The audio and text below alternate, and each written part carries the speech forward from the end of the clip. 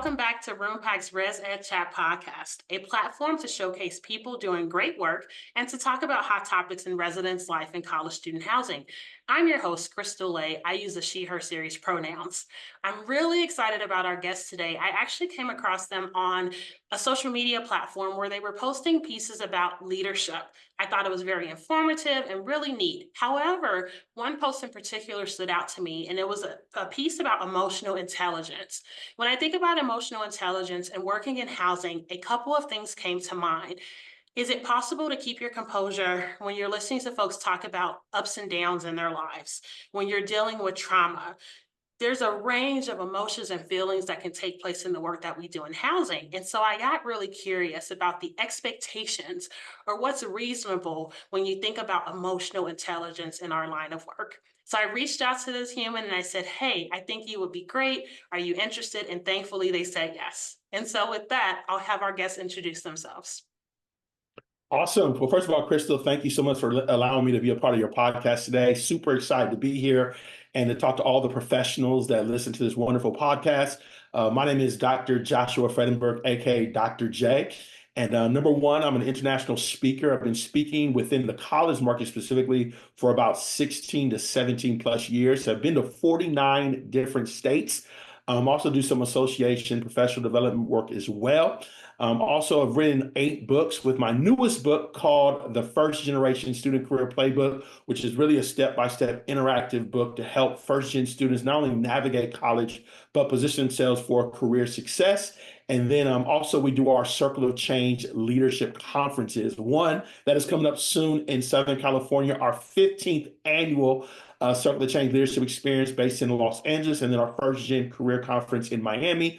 LA is more focused on a leadership focus as well as career development as well, but really preparing student leaders, residential hall assistants, really to step up as leaders and to really make an impact, not only in their community on campus, but also once they graduate as well. So great to be here today with you, Crystal, and looking forward to the conversation about emotional intelligence. Yes, Dr. J, I'm so ready. You got me pumped up. Thanks for all the really cool things that you do to support student leadership and encourage that. So I want to start off, can you tell us what is emotional intelligence and then how is it different than IQ?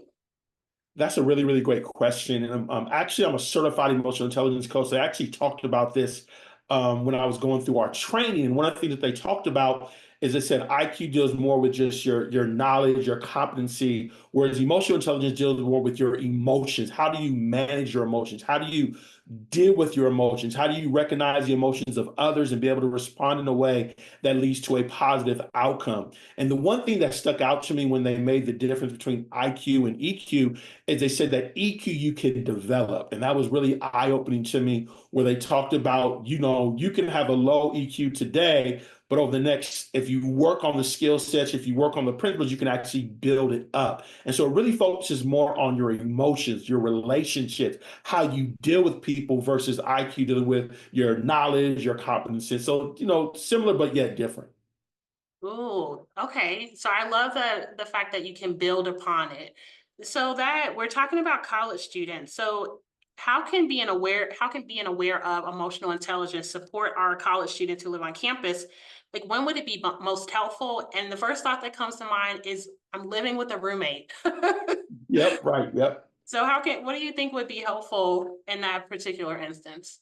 Well, I think, when it comes to emotional intelligence, again, there's so many different dynamics in which to talk about it. But as a ratio college student dealing with your roommate, I think number one is really getting to know someone different from you. A lot of times when you meet someone for the first time, you come from different walks of life. You don't know each other. You're not even sure about what their upbringing is. So you may have someone that's from a rural area and another one that's from the city. So maybe the language, maybe the way of doing things, maybe the personality, maybe a lack of education in certain areas could trigger someone to feel a certain type of way. Maybe they said something, maybe they do something different, and that causes a trigger to come in you. And instead of taking a step back and relaxing before you respond and like I like to say, a respectful way. Sometimes when you're not able to identify your triggers, to identify those things that cause you to react a certain way, you may say, do, or act in a way that really just makes things worse. And again, just for those that may not be aware, what is an emotional trigger? Those are words, those are people, those are things, those are experiences, those are memories that cause you to feel a certain type of way emotionally. And when we're not aware of them and we don't develop what I like to call regulation strategies, we start saying and doing things that really can be outside of your character. A person can be a great person, but if you don't know how to handle certain triggers, you may act in ways where people may view you in a way that's not necessarily who you are. And that's why it's so important to be emotionally intelligent, because not only does it help you to be your best self, but again, dealing with the roommate that may say, that may do to get on your last nerves, it helps you to learn how to calm down and then have a respectful conversation with that person. That's one aspect. As I'm thinking about another aspect, is just being socially aware. We can talk more about that as well. And I like to define social awareness as, one of the aspects of it is recognizing people and understand their emotions, their nonverbals, and knowing how to respond the right way. The other is understanding the external impact that certain issues have on people. So, for instance, if I'm living with someone that just was devastated, had a family member devastated by the hurricane that went through the South, they may not be in the best mood. They may not really want to talk. They may not have nothing to say. And that doesn't mean they don't like you. It's just that maybe they're grieving, maybe they're upset, maybe they're sad, maybe they're frustrated. And being able to be aware of the impact of issues on people can help you not become offended at things that sometimes offend people, but it's not necessarily them, it's just what the person is going through. So those are a couple of things, definitely that I feel that EQ can do as far relative to helping their roommates and stuff like that. So it sounds like the key word is awareness, awareness of self, maybe the Mhm. things that are happening in the world and around you, and then the other human you're engaging with. Yep. It also Exactly. sounds like there's no magic age when you're like, yes, I am emotionally intelligent. Yep. Exactly. Okay, so if you have a high EQ and you're an RA, for instance, or you live in as a student staff member, is there a way you can use EQ in your role? Like I am an RA, I have a really high. Is that such a thing to have a high EQ? And then how do you use that in your work as a student staff member or a student leader? Oh, yes. I think it's vital for every student staff member that works with students on a consistent basis. I mean, I would make it mandatory person. That's just my personal opinion. Because number one, it helps you deal with stress. I think anyone that works within res life is dealing with stress, unexpected challenges, unexpected people, unexpected triggers. I remember when I was going to school, I remember there were, unfortunately, there were students that would curse out the person in charge. And so how do you deal with that when someone just calls you out your name, disrespects you? Because sometimes you want to be quick, like, oh, really? You said that? But you're the leader, you're in charge. So how Right. do you keep your emotions in check when you get disrespected in a way that you don't deserve, by the way? But there's a way in which you deal with disrespect that requires you to be emotionally intelligent. And so I think that's one area. Obviously, definitely social awareness, being aware of the emotions, being empathetic, being able Mm, to understand where people are at, being able to put yourself in the shoes of other people. That is really, really helpful. Understanding the external impact and how do I address certain situations? How do I determine policies? How do I determine rules? mm, I think that's another important element of it as well. Another thing is relationship building. How do you build relationships with people? I think when you're living with someone, you got to be a relationship builder, and not just build with the person that you like. How do you build a relationship with a person that gets on your last nerves? How do mm. you build a relationship with this person that you still have the responsibility to do right by them, to make sure they're okay, but yet they're talking about you behind your back? But as the leader, you still have a responsibility to do the right thing. So how do you navigate that? How do you work in those kind of places? How do you deal with people that aren't listening to you, that aren't following your instructions that you're telling over and over again? I mean, these are a variety of ways in which EQ is going to help residential leaders become more effective as leaders in their jobs. And another thing that and I don't know if we can get more into it is how do you deal with your pain? One of the things that's not often talked about when it comes to leadership is what does the leader do when they have to still show up, although they're dealing with external pain? And that requires, being able to identify, being able to be accountable, being able to be aware of your emotions and really doing the work, whether it's going to a therapist, whether it's talking to people, whether it's just self-reflection. But what are you doing to make sure you're all right so you can actually serve at an optimum level? Because a lot of times what can happen is, Susan Taylor once said, hurt people hurt people. Mhm. And so if I'm hurt or I'm dealing with issues or I'm dealing with challenges that are unresolved, that can come out in the way in which I treat other people, which ultimately has a reciprocal effect. So these are just some of the ways in which your emotional intelligence can either enhance your experience or it can really make things much more tougher as a leader within the res life. Yes, because we don't leave all our stuff at the door when we come to work, or we come back from a class and go into our community, and we have to shield because we know that, there's this idea that resident assistants, RAs, are always in a fishbowl. Everyone's always watching me. And so Mhm. what are the things that you are doing to care for yourself and creating your own timeouts? So something I do as a professional staff member, I'll come into my office, I'll turn my noise machine on, and I close the door. I might stump my feet. I might give myself a little pep talk, and then I Yeah. go back out into the world. And then also, I have a couple of days off coming up. So, what are the things you're doing to care for yourself so you can lead more effectively and better, but ultimately, first, caring for yourself? So, I love that, really being in tune to where you are and the balance of being a leader and knowing that there's a pressure to feel like you always have to be on, and that Right. can definitely take a toll. So I talked about high IQ or high EQ. I want to talk about low EQ.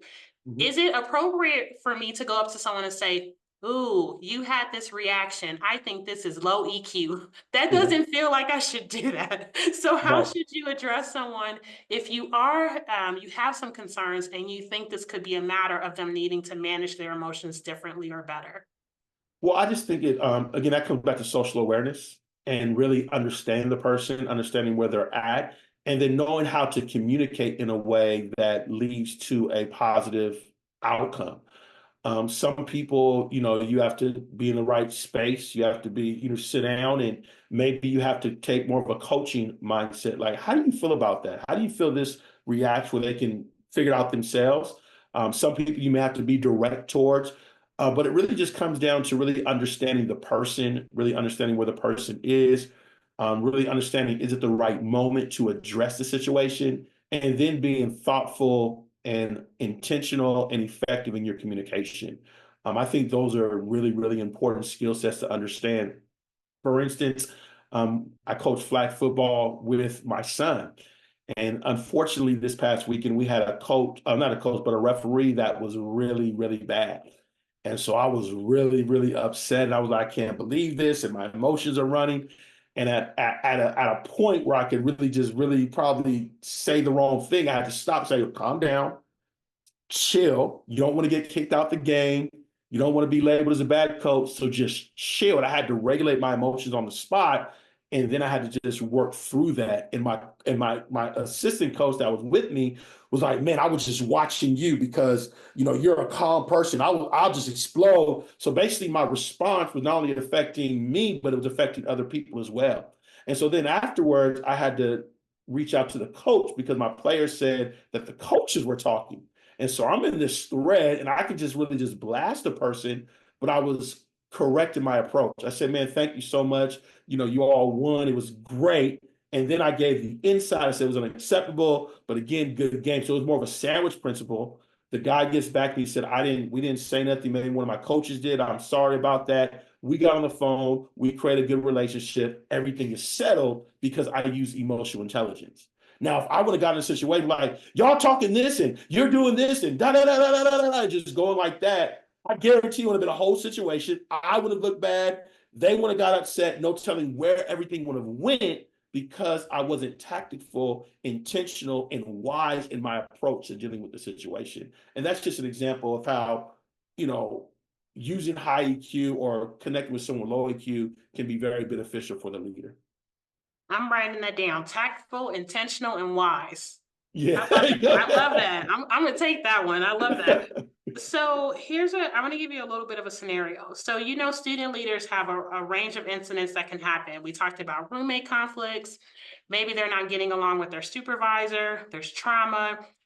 What's the connection between navigating like heightened or difficult situations and managing your emotions? So, for example, I guess I want to go practical. Let's say I can't tap out. I have to respond. I physiologically, there's stuff happening in my body. So, are there practical things to help someone talk through? I can't leave this space. This thing is happening because of my job. I can't leave the space. And then Uh-huh. the other piece, I have an opportunity to tap out, but I don't know how to ask for it because I'm nervous or I don't want people to make fun of me. So, two different scenarios, but Okay. really, what are some practical tips, I guess? So the first one, if I'm not mistaken, is you have to respond to someone, and you can't just walk away. You have to respond. Is that where we're at? Yes. Yep. Okay, so and I think that's good. I think we're dealing with conflict because some people don't like to deal with conflict. So um, I think the first thing is to breathe, um, and to really take time to reflect before you speak. That's really, really important because a lot of times when we just respond, we respond out of emotion versus really taking the time to think about what we're getting ready to do. So if you're in that situation, I would say the first thing, just take a break for a moment, relax, think about the situation, and ask yourself the question, what is most beneficial, not just for me, but for the other person? Mm, So what's the win-win in the conversation? And then you respond in a way where it's not just to get your point across, but to create what I call a win-win situation.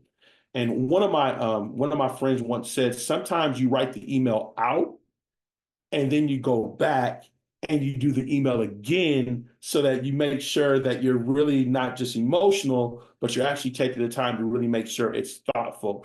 I wrote a book several years ago on relationships, and it came out of a bad relationship. And I'll never forget. I wrote the introduction, and I was just like, just giving it to the person, right? And my dad edited the book, and he said, "Son, I don't want you to write this because you may regret what you said." And mm, so he restructured it. And as I look back, I'm so glad that he did that because I may have said things that was based off hurt and emotion versus what really needed to be said to get my point across where it wasn't putting down someone. So I think that's the first thing that I think is important. mm, As far as backing away, and not feeling weak if I'm getting your answer correctly. Um, there's nothing weak about just not having the conversation. I think that's number one to understand. Because sometimes if you respond, you may say and do things that are outside of your character. mm, I think it was one person that once said, the strongest statement is just to say no and just let it be, mm, because you need that energy, you need that strength. And a lot of times when you start acting, out of your capacity, now you start to stress yourself out. You start to spend time on things that really don't need to be spent time on. I mhm, always like to use the example of social media, especially during the political season. Someone will say something and you'll get very upset. So you'll go on social media and you'll be in a political debate. Go, you don't know this, well, you don't know this, well, you don't know this. And you wasted all this energy, you've wasted all this time, and now you're tired and you really wasted like 6 or 7 hours of your day when that person was never going to change their mind. As a matter of fact, they did it to make you react the way that you reacted. mm. And so sometimes you got to learn how to say, no, I'm not going to deal with this today. I'm just going to step away. You win. Awesome. Congratulations. And just keep moving forward. And it'll be best for you. And it actually may change their heart because they're like, oh, this person, they realize they can't control you emotionally. Wow. So I love the practical tips and I can see myself utilizing those. And then again, the slowing down, the pausing, Mhm. and then thinking about what's the impact. And I love that, like you talked about the win-win situation for everyone involved. So let's say I'm a hall director and I want to do an emotional intelligence activity with my staff. Mhm. What are your recommendations? What can I expect? Is there like a score? Is there like you have 77? Like, how does it work? And how would you recommend someone facilitating that, like best practice, I guess?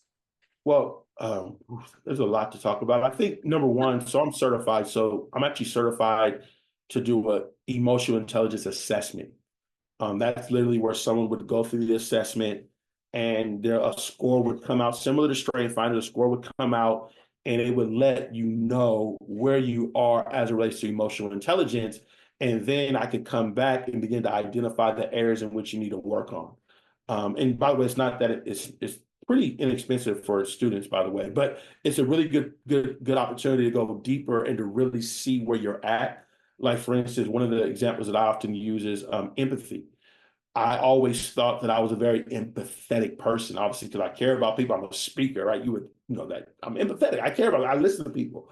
But according to my score, I realized I was low. Mm, And I realized that through the assessment. And the reason I was low was because I'm also a very ambitious person. mm, I'm a very, I'm a doer. So what happens sometimes is when you're a doer and you're an ambitious person, you don't take the time to really cultivate the relationships like you should.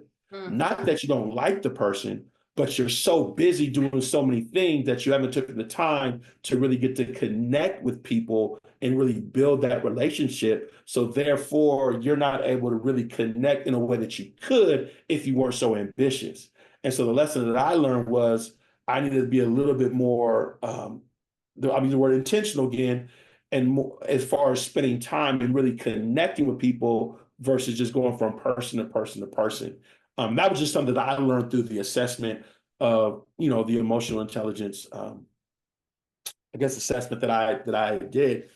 But another thing that I talked about, just use examples. I was at an institution in Georgia and I dealt with social awareness. And I talked about if this particular issue has happened, how are you going to respond in a specific moment? mm, And so now you create the situation and then you ask the student, how are you responding? And based on their response, you can evaluate whether it's the right way to respond, was it the right communication, was it the right thing to say, or because you responded in a way that may be more better. I guess a good one would be, mental health. If someone is having suicidal thoughts, how are you going to respond to that? mm. What's going to be your action in dealing with that from emotional intelligence? How are you going to connect in a way that's going to be effective and ultimately lead to a positive result? Going through that process from an emotional intelligence standpoint could really, really be, effective. Or maybe there's a conflict and people don't like each other. How are you using emotional intelligence to navigate that conflict and to get these two to really navigate those processes? Wow. So I'm listening to some really cool like pros. Like if I'm emotionally intelligent, there's some really neat outcomes that can happen. I don't know if you know this, but I'm going to ask, are there any health benefits to being emotionally intelligent? Oh, for Is sure. there- I feel like there might be, but I want to defer to you as an expert. So, Oh, absolutely. Your emotions affect your mental, they affect your physical, they affect your environment. I mean, emotions affect so many different things. I often hear people say that the number one silent, and I don't want to, the silent killer is stress, people, unforgiveness, bitterness, all those things that get inside of us from emotions, they impact us and they ultimately impact our relationships as well. And that's why it's so important, I believe, to really always assess, where's my heart, where's my state, where's my mindset, am I in the right emotional state? Because it really does affect relationships, it really does affect your health. Because again, you hear it all the time, people are in toxic environments, and all of a sudden this sickness comes up, this comes up, this comes up, and all starts with that emotions. I heard one therapist once say that if your gut is bothering you, there's probably something you need to deal with. And mm. that was really interesting to me when she said that. I'm trying to imagine a community, a floor community with all these emotionally intelligent students. Just like, I Yeah, wonder what that community would feel like, you know, like yeah, yeah, yeah. I looking think it would out be for each other. supportive. Yeah, supportive. It'd be supportive. I think it'd be respectful. I think it would be a winning environment. I think that there would be more encouragement, more empowerment. I think there'd be fulfillment. I think it'd be amazing, which is one of the reasons why I talk about in order to be an inclusive leader, you got to be emotionally intelligent. Yes. Because that really is a big force in creating that kind of space and environment. Dr. J, this has been so good. So we're coming to the end of our time. Okay. If you have, like, if there are folks listening or watching that want to learn more about emotional intelligence and the connection to leadership or the work that you do you have any recommendations for where they can learn more? Yeah, they can go to my YouTube channel. I have a series of different videos on emotional intelligence, my emotional intelligence program. I would also encourage them to actually read Daniel Goleman has a book called Emotional Intelligence 2.0. I think it's a really great framework for basic development as it relates to EQ.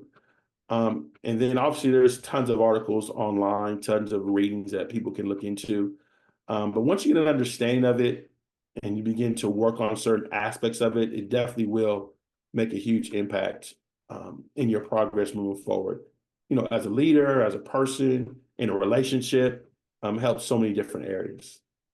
I love that. I feel like there has to be more questions. I'm so passionate about this topic, and I'm thinking about the supervisors who are watching, and how do we encourage them and keep them motivated during a time that seems so difficult, you know, Mhm. in our culture and our climate that's happening, so just with that piece, is there anything else that you want to say that's like uplifting or motivating?